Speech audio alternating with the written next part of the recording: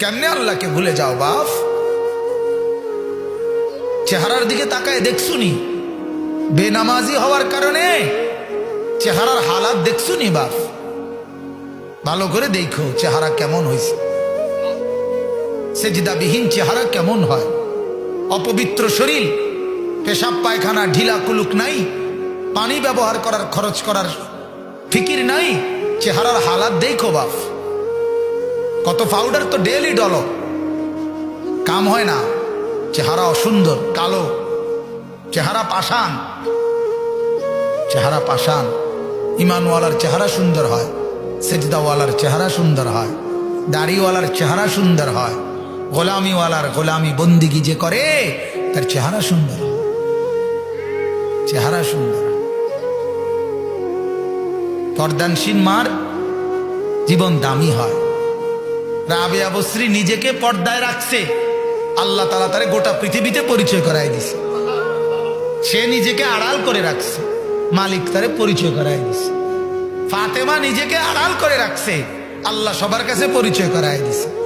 আয়েশা নিজেরে আড়াল করে রাখছে, আল্লাহ তারে পরিচয় করায় দিছে। আর যে মহিলা নিজেকে বাইরে ছেড়ে দিছে, আল্লাহ তারে বেইজ্জতি করে দিছে। তারে দেখলে লম্পট খারাইয়া মতে, এরম যুবক তারে দেখে লোভ করে, লালসা করে, উপভোগের কামনা করে, জিনার ব্যভিচারের স্বপ্ন দেখে, ভালো কল্পনা করে না। বেপর্দা নারীরে দেখা কেউ কয় না যে আল্লাহ এবুড়িরে জান্নাত দিয়ে, আল্লাহ এবুড়িরে জুতা দিয়ে ফিরতেন, এটা কয় জুতা দিয়ে ফিরতেন, এবুড়িরে পারলে হেবড়া নিজেও জুতা দিয়ে ফিরতেন। বেজ্জুতি ছাড়ার কিছু, বেপর্দা নারীর কপালে বেজ্জুতি ছাড়ার কিছু জোটে। যেই যুবক দেখে তারে কদ্দুর কর না, বলে ভাই তুই তো দেখছ, তোরতে তো ভালো লাগছে, তুই কদ্দুর দোয়া করস না।